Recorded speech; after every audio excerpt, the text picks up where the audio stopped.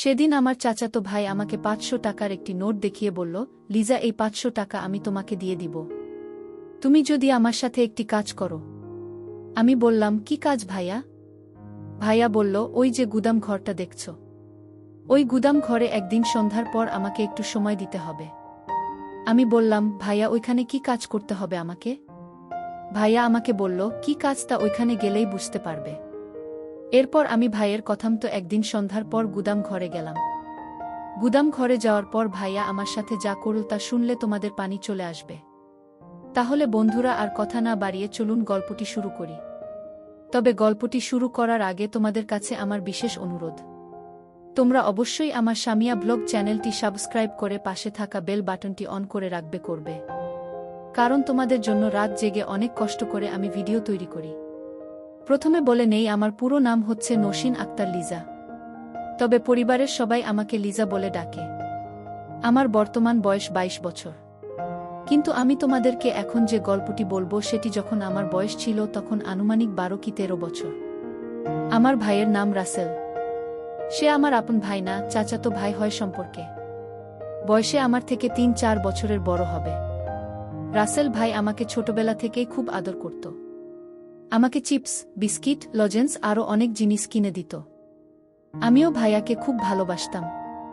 আমার যখন বয়স ৮ থেকে ৯ হবে তখন আমি একটি আমবাগানে আরও অন্যান্য মেয়েদের সাথে দৌড়াদৌড়ি করছিলাম। তখন ভাই আমাকে বলল, লিজা, একটু এদিকে আসো। আমি বললাম, ভাইয়া, কেন? ভাইয়া আমাকে বলল, একটু দরকার আছে তোমাকে, একটু তাড়াতাড়ি আসো। ভাইয়া ডাক শুনে আমি তাড়াতাড়ি ভাইয়ের কাছে গেলাম। ভাইয়া তখন আমাকে একটি আম গাছ দেখিয়ে বলল, লিজা, ওই যে গাছে দেখা যাচ্ছে অনেক পাকা পাকা আম, তুমি কি ওই গাছের পাকা আম খেতে চাও? সত্যি কথা বলতে কি, ওই গাছের পাকা আম দেখে আমার লোভ লেগে যায়। আমি তখন ভাইয়াকে বললাম, ভাইয়া, আমি খাবো, কিন্তু পারবো কি করে? পাকা আম তো অনেক উপরে। তখন ভাইয়া বলল, লিজা, আমি হাত বাড়িয়ে আম ধরতে পারছি না, তবে আম খাওয়ার একটি উপায় আছে। আমি বললাম, ভাইয়া, কি উপায়? কিভাবে পাকা আমগুলো পারা যায় একটু বলো না, আমি খাবো। গাছের মধ্যে পাকা আম ঝুলে রয়েছে আর তা দেখতে খুব সুন্দর লাগছে। আমার মনে হয় আমগুলি খুব মিষ্টি হবে। আসলে আমগুলি দেখে আমার খুব খেতে ইচ্ছে করছিল। আমের কালারটা ছিল খুব সুন্দর। মনে মনে ভাবলাম, যে করেই হোক আমি এই আমগুলি খাবো। আমি ভাইকে বললাম, ভাইয়া, কিভাবে আমগুলো পারা যায়? ভাইয়া বলল, লিজা, তুই এক কাজ কর, আমি তোমাকে উঁচু করে ধরি, তারপর তুমি হাত বাড়িয়ে আমগুলো পার। আমি আমগুলো ছিঁড়তে পারলাম না, আর ভাইয়া মনে মনে যে অন্য রকম চিন্তা সেটি আমি তখন বুঝতে পারি নাই। এরপর ভাইয়া যেভাবে বলেছে আমি সেভাবেই কাজ করতে শুরু করলাম।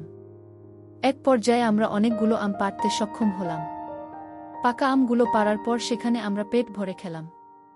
আম খাওয়া শেষ হলে ভাইয়া আমাকে বলল, লিজা, এবার আম খাওয়া হয়েছে, তোমার পেট ভরছে, তুমি খুব মজা পেয়েছে। আমি বললাম, জি ভাইয়া। আমগুলো সত্যি খুব মিষ্টি ছিল। তারপর ভাইয়া বলল, তাহলে চলো এবার বাড়ি চলে যাই। এরপর ভাইয়া আমি বাড়ি চলে আসলাম। এইভাবে ভাইয়ার সাথে আমার নিত্য নতুন মজার ঘটনা ঘটত। ভাইয়া খুব ভালো ভালো জিনিস আমাকে এনে দিত। এজন্যই ভাইয়াকে আমার অনেক ভালো লাগত। ভাইয়ার সকল কথাই আমি মানার চেষ্টা করতাম সবসময়, আর অপেক্ষায় থাকতাম ভাইয়া কখনো বাড়ি থেকে আসে। কারণ আমি জানি ভাইয়া বাহির থেকে আসলে অবশ্যই আমার জন্য কিছু না কিছু নিয়ে আসবে। আমার চাচাতো ভাই রাসেল বাজারে একটি মুদির দোকান ছিল। সে একজন মুদি ব্যবসায়ী ছিল। তার দোকানে নতুন নতুন কোনো জিনিস আসলে সে আমাকে দিত। আমি সেগুলো নিয়ে আনন্দে নাচতাম। কারণ তখন আমি খুব ছোট ছিলাম, কিছু বুঝতাম না। ভাইয়া যখন আমাকে কোনো কিছু গিফট করত বা দিত, তখন আমার দিকে অপলক এক দৃষ্টিতে তাকিয়ে থাকত আর মুচকি মুচকি হাসত। মাঝে মধ্যে ভাইয়াকে আমি বলতাম, ভাইয়া, তুমি আমার দিকে তাকিয়ে কি দেখো আর মিটি মিটি হাসো কেন? আমার কিন্তু খুব লজ্জা লাগে, তুমি এভাবে আমার দিকে তাকিয়ে থেকো না। ভাইয়া তখন বলে, আরে বোকা, আমি তোর দিকে তাকিয়ে দেখি আমার ছোট বোনটা কত বড় হয়ে যাচ্ছে। আমার বোনের মধ্যে আস্তে আস্তে নতুন কিছু হচ্ছে। কি সুন্দর লাগছে আমার ছোট বোনটাকে। আমার বোনটা যখন পরিপূর্ণ বয়স হবে তখন জানি না কত শত ছেলে তার রূপে পাগল হয়ে যাবে। আমি বললাম, ভাইয়া, বেশি হয়ে যাচ্ছে কিন্তু। ভাইয়া বলল, কি বেশি হয়ে যাচ্ছে লিজা, শুনে তো একটু। আমি যা সত্য তাই তো বললাম। ভাইয়ের মুখে এই কথা শুনে আমি রাগে ভাইয়াকে কিল ঘুষি মারতে শুরু করলাম। ভাই আমার এই পাগলামি দেখে বলল, আরে বোকা, আমি তো মজা করলাম। আমি কি সত্যি সত্যি তোমাকে বলেছি নাকি? লিজা, সত্যিই তুমি অনেক ভালো মেয়ে আর খুব সুন্দর কিউট একটা মেয়ে। তারপর আমি একটা মুচকি হাসি দিয়ে বললাম, ভাইয়া তুমিও অনেক ভালো। তারপর আমি বললাম, ভাইয়া আমার জন্য আজকে আইসক্রিম আনবে, না আনলে কিন্তু তোমাকে মায়ের দিমু। আমি বললাম, আচ্ছা লিজা, তোমার হুকুম ধার্য করা হলো। এই বলে ভাইয়া দোকানে চলে গেল। তারপর দোকান থেকে আসার সময় ভাইয়া আমার জন্য আইসক্রিম ও অন্যান্য সুন্দর সুন্দর জিনিস নিয়ে আসলো। আমি তো ভাইয়ার থেকে জিনিস পেয়ে খুশিতে নাচতে শুরু করলাম। এইভাবে আমার ছোটবেলার দিনগুলি চলতে লাগল।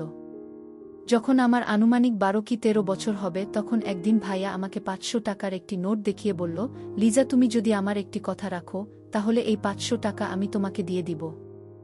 আমি বললাম, ভাইয়া তোমার সব কথাই তো আমি শুনি, তারপরেও বলো কি কথা শুনলে তুমি আমাকে 500 টাকা দিয়ে দিবা? ভাইয়া তখন বলল, কথাটা এখানে বলা যাবে না, চলো আমরা ওই দিকে চলে যাই। আমি বললাম, ঠিক আছে ভাইয়া, চলো ওই দিকে। তারপর ভাইয়া আর আমি ওই দিকের একটা ঘরের পিছনে চলে গেলাম। চলে যাওয়ার পর ভাইয়া আমার কানে ফিসফিস করে বলল, লিজা, ওই যে গুদাম ঘরটা দেখা যাচ্ছে, ওই গুদাম ঘরে তুমি আমার সাথে যাবে এবং সেখানে আমরা কিছুক্ষণ সময় একটি কাজ করব। যদি তুমি আমার সাথে কাজটি করতে পারো, তাহলে এর বিনিময়ে তোমাকে আমি 500 টাকা দিয়ে দিব। আমি বললাম, ভাইয়া কি কাজ? ভাইয়া বলল, সেখানে গেলেই তুমি কাজটি বুঝতে পারবে, তবে কাজটি খুব কঠিন নয়, খুব সহজ।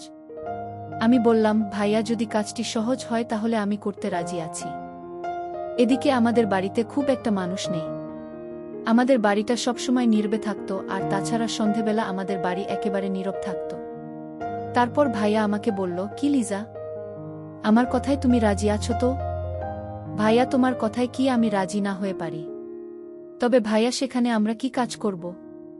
তখন ভাইয়া বলল, আরে লিজা, ভয়ের কিছু নেই, সেখানে গেলেই তো বুঝতে পারবে। আমি বললাম, আচ্ছা ঠিক আছে ভাইয়া। তারপর সন্ধ্যাবেলায় আমি ঘরে পড়তে বসলাম। হঠাৎ দেখি ভাইয়া জানালার পাশ দিয়ে আমাকে ইশারা দিচ্ছে।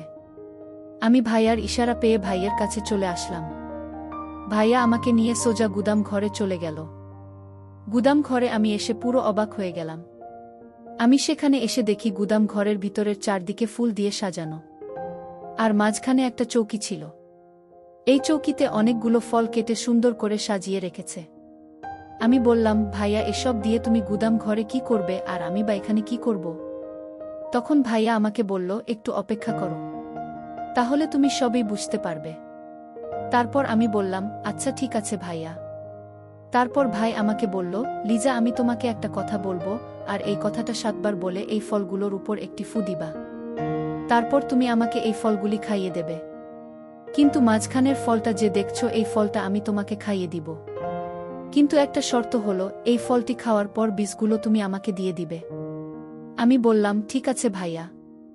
তারপর আমি ভাইকে বললাম, ভাইয়া, আমি যদি এইটুকু কাজ করতে পারি, তাহলে তুমি কি আমাকে 500 টাকা দিয়ে দেবে? ভাইয়া মুচকি হেসে বলল, হ্যাঁ লিজা, তুমি যদি এই কাজটুকু করতে পারো তাহলে তোমাকে আমি 500 টাকার নোট দিয়ে দেব। আমি ভাইয়ার কথায় অনেক খুশি হয়ে গেলাম। এটা তো আমার জন্য কোনো ব্যাপার না, কিন্তু আমি বুঝতে পারছিলাম না যে এই কাজটাই আমার জীবনের সবচেয়ে বড় ভুল কাজ হতে যাচ্ছে। তারপর আমি ভাইয়ার কথা মতো আমাকে উনি একটি মন্ত্র শিখিয়ে দিলেন। সম্ভবত এটা কোনো হিন্দুধর্মী মন্ত্র হবে মনে হয়। এই মন্ত্রটা 7 বার পরে ফলগুলোতে ফু দিলাম। 7 বার ফু দেওয়ার পর ভাইয়াকে আমি সবগুলো ফল খাইয়ে দিলাম, কিন্তু মাঝখানে ফলটা রেখে দিলাম। মাঝখানের ফলটা ভাইয়া আমাকে খাইয়ে দিল। তখন আমার বয়স খুব কম, তাই কি হচ্ছে আমার সাথে কিছু আমি বুঝতে পারছি না, শুধু ভাইয়ের কথা বোকার মতো পালন করে যাচ্ছি। তারপর ভাইয়ার সব কথা আমি মানতে শুরু করলাম। ভাইয়া আমাকে বলল, লিজা, এই ফলটি ভালো করে তুমি খাবে, কিন্তু এই বীজগুলো আমার লাগবে। বীজগুলো আমাকে দেওয়ার পরেই তোমার কাজ শেষ। আমি বললাম, ভাইয়া, এটা তো খুব সহজ কাজ, আর এটা আমি খুব সহজেই করতে পারবো। এটার জন্য তোমাকে এত কিছু করার প্রয়োজন কি? তখন ভাইয়া একটা মুচকি হাসি দিয়ে বলল, লিজা, আগে কাজ শেষ হোক, তারপর তোমাকে বলছি। আমি বললাম, আচ্ছা ঠিক আছে ভাইয়া। আমি ফলগুলো খাওয়ার পরে বীজগুলো ভাইয়ার হাতে দিলাম। তারপর ভাইয়া আমাকে কি যেন বলে আমার দিকে লক্ষ্য করে একটি লম্বা ফু দিল। ফু দিয়ে আমাকে বলল, লিজা, এবার তুমি যাও, তোমার কাজ শেষ। 500 টাকা তিনি আমার হাতে ধরিয়ে দিয়ে বলল, এই নাও তোমার কাজের বিনিময়। এবার তুমি চলে যাও। কাল কথা হবে, এখন অনেক দেরি হয়ে যাচ্ছে। লিজা লক্ষ্মী মেয়ের মতো এবার বাড়ি চলে যাও। আমি ভাইয়ের কথায় বাসায় চলে আসলাম। এসে আমি খাওয়া দাওয়া করে ঘুমিয়ে পড়লাম। কিন্তু সকালে ঘুম থেকে উঠতেই আমার মধ্যে একটা পরিবর্তন লক্ষ্য করা গেল। যেদিকেই তাকাই আমি শুধু ভাইয়াকে দেখতে পাই। মনে হচ্ছে ভাইয়া আমাকে ডাকছে। মনে মনে আমি ভাবলাম, আমার কি হয়ে গেল? কেন এমন হলো? তবে কি ভাইয়া আমার সাথে জাদুটোনা কিছু করে ফেলেছে? আমার কাছে কেন জানি মনে হল আজকেও আমি সন্ধ্যার সময় গুদাম ঘরে যেতে হবে। গুদাম ঘর যেন আমাকে টানছে। সন্ধ্যা হতেই আমি চুপি চুপি গুদাম ঘরে চলে গেলাম। গিয়ে দেখি ভাইয়া আমার জন্য বসে আছে আর আমার জন্য অপেক্ষা করছে। আমি যেতেই ভাইয়া আমার সাথে তখন এক অন্যরকম আচরণ করা শুরু করল, যা আমি তোমাদেরকে মুখের ভাষায় বলতে পারবো না। খুবই বাজে আচরণ। ভাইয়ার আচরণ দেখে আমি তো পুরাই অবাক, কিন্তু ভাইয়া আমার সাথে এত খারাপ ব্যবহার করবে তা আমি কখনো কল্পনাও করি নাই। ভাইয়া আমার সাথে এত কিছু করছে, তাও আমি কিছু বলার সাহস পাচ্ছি না। আমি যেন অন্যরকম হয়ে গেছিলাম। আমি তার হুকুমের গোলাম হয়ে গেছিলাম। সে আমার সাথে যা ইচ্ছে তাই করতেছিল, কিন্তু আমি তা বলতে পারছিলাম না। তার সব কিছুই আমি মেনে নিচ্ছিলাম। তার কাছে গেলেই আমি কেমন জানি হয়ে যেতাম। সে আমাকে যা বলতো আমি তাই করতাম। এভাবে সে আমার সাথে অনেক কিছুই করেছে, যেটা আমি তোমাদেরকে ভাষায় প্রকাশ করতে পারবো না। তার সাথে আমার এভাবে চলতে থাকে দিনের পর দিন। তার সাথে আমার এসব চলে প্রায় 4 থেকে 5 বছর। হঠাৎ একদিন আমি খুব অসুস্থ হয়ে পড়ি। তারপর আমার বাবা মা আমাকে ডাক্তারের কাছে নিয়ে গেল। ডাক্তার আমাকে পরীক্ষা নিরীক্ষা করে বলে আমি নাকি মা হতে চলেছি। এই কথা শুনে আমার মা বাবা প্রচুর কান্না করতে লাগল। বাসায় এসে আমাকে জিজ্ঞেস করল, মা লিজা, সত্য করে বল, তোর এত বড় সর্বনাশ কে করেছে? তারপর আমি আর কোনো উপায় না পেয়ে বলে দিলাম ভাইয়ার সব কথা। তারপর মা বাবা রাসেল ভাইয়াকে ডেকে এনে বুঝালো। বলল, রাসেল, তুই কি করে পারলি আমার মেয়ের এত বড় সর্বনাশ করতে? যাক বাবা, যা হবার হয়ে গেছে, এখনো কেউ জানে না। কেউ না জানার আগে আমরা লিজাকে তোর সাথে বিয়ে দিতে চাচ্ছি। এখন তুই কি কস? মা বাবার প্রস্তাবে রাসেল ভাইয়ার রাজি হয়ে গেল। তারপর ধুমধাম করে আমাদের বিয়ে হয়ে গেল। বন্ধুরা, এখন আমি তোমাদের দোয়ার আশীর্বাদে ভালোই আছি। তবে মাঝে মধ্যে আমার অতীত আমাকে অনেক কষ্ট দেয়। মনে মনে ভাবতাম, যদি রাসেল ভাই আমাকে বিয়ে না করত তাহলে আমার কি হতো? আমার মরা ছাড়া কোনো রাস্তা থাকত না। তাই দর্শক বন্ধুরা, আমার মতো তোমাদের জীবনেও এরকম ধরনের দুর্ঘটনা ঘটতে পারে, তোমরা সাবধানে থাকবা। তবে তোমরা কারো সাথে কোনো প্রকার দুর্ঘটনা করার সময় তাকে খুব ভালোভাবে বুঝে শুনে তারপর তোমরা একটা কিছু করার সিদ্ধান্ত নেবে। না হলে একটি ভুলের কারণেই তোমাদের সারা জীবন কষ্ট পেতে হবে। ভিডিওটি যদি তোমাদের ভালো লাগে তাহলে একটি লাইক দিন, আর তোমরা যদি এরকম মজার ভিডিও পেতে চাও তাহলে দয়া করে আমার সামিয়া ব্লগ চ্যানেলটি সাবস্ক্রাইব করো।